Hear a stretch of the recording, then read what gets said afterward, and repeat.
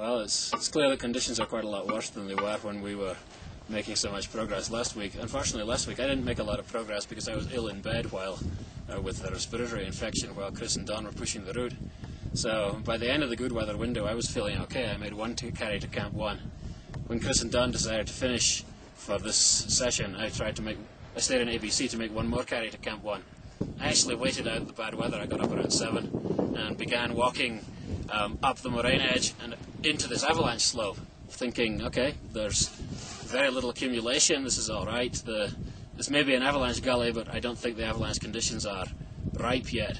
The next thing I saw above me was this wave of snow coming down. It was just a bit like being on the beach. First a wave came down, sort of covered me to my knees. I dug in, another wave came down up to my waist, and okay, the next wave is going over my head. I tried to turn, the next wave took me, and of course once you're being carried down by the avalanche, the only thought that goes through your head is do not turn over, do not turn over. I was sort of paddling on the surface as you're supposed to do with an axe in one hand and sort of trying to keep my pack up. The next wave stopped and I sort of consolidated again. The next wave came and I sort of rode down again, this time with my feet in front of me.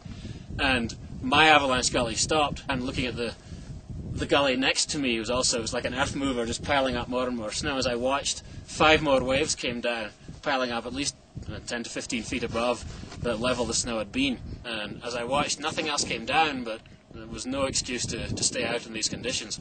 I had to go back to ABC and drop my potential load and give up until this weather period improves.